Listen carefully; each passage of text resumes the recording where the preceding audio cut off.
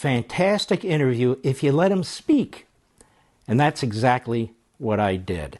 This interview was conducted literally minutes before the rogue prosecutor in Manhattan came down with his decision. So this was the last interview before that occurred.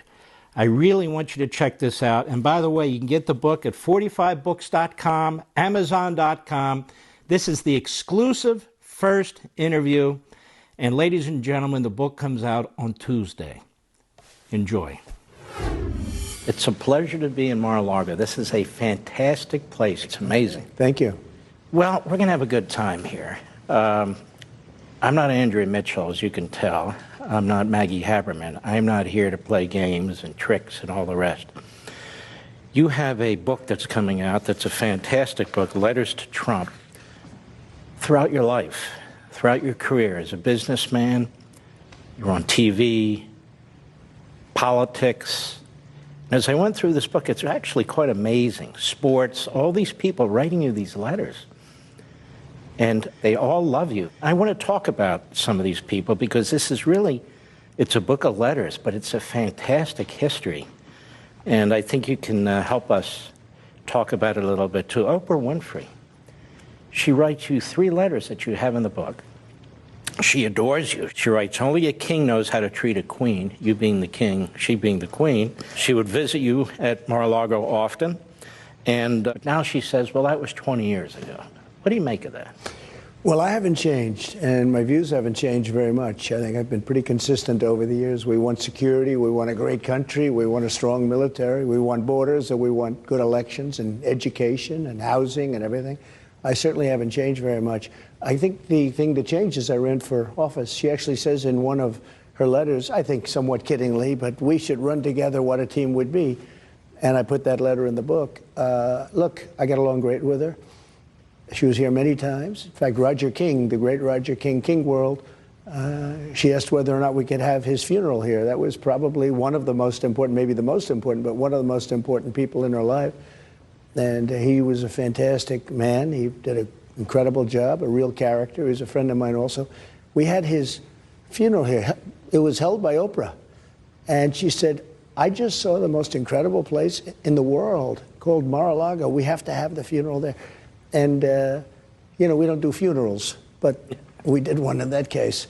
And it was amazing. Now, I had a great relationship with Oprah, a great relationship with almost everybody. But once I went into politics, and I don't mean I said something offensive. I mean, literally, once I went in, it changed. And that was okay, because I just want to make our country great. You know, if they like me and then they don't like me, that doesn't bother me. I want to make our country great.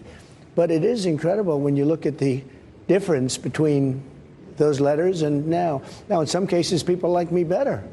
I will tell you, the public probably likes me better because we have tremendous support. We're in Texas, as you know, and we had an unbelievable crowd, record-setting crowds, record-setting like nobody's ever seen before. You saw it.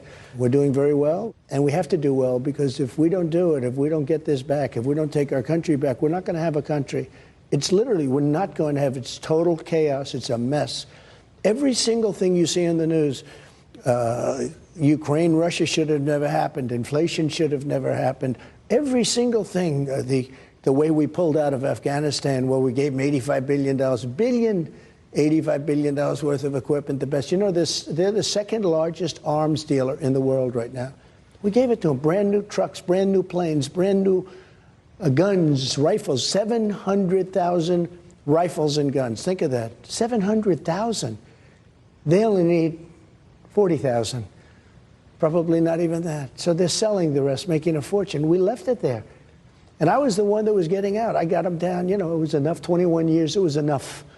And we didn't have anybody killed in the last 18 months. I spoke to Abdul, the leader. We had nobody killed. We had everybody understood. And we were going to get out with dignity and strength. Instead, I think it was the most embarrassing, period, the way we withdrew. Not the fact that we withdrew, the way we withdrew from Afghanistan. And I think Putin actually saw that, and he probably got a little more ambition, frankly. Let me ask you a question about that. You have really fascinating letters in here from Putin, from Xi, from Un in North Korea, and I can go on and on. And what I notice, there's a common thread. You had a personal relationship with every one of these leaders, whether they're genocidal maniacs, whether they're elected, like Abe of Japan, who was a close friend of yours and was assassinated. And I want to get into some of this. What would you say your foreign policy is? Because I think people keep projecting onto your foreign policy what it is that they think they want people to think your foreign policy is. What would you say it is? So I think more than anything else, and it was a very personal relationship, and you know, it was sort of a weird situation. The tougher they were, the better I got along with them, and that's probably a good thing, because it was the tough ones that had the big, powerful countries, the ones that can do destruction. And when you look at what's going on now with the word nuclear, it's being thrown about every day. Every hour you hear nuclear, nuclear. You didn't hear that at all for 4 years when I was there. You don't discuss that word. That word is a bad word. A bad word, Mark, because the power is so unbelievable. This isn't a world war. This is the end of the world. I don't call it World War III. I call it the end of the world. And we have people that have no idea what they're talking about or what they're doing. I look at now what's happening with Russia and the United States. They just grabbed a reporter, which is unheard of. They're holding now a reporter. I guess that hasn't happened in many decades. What's going on?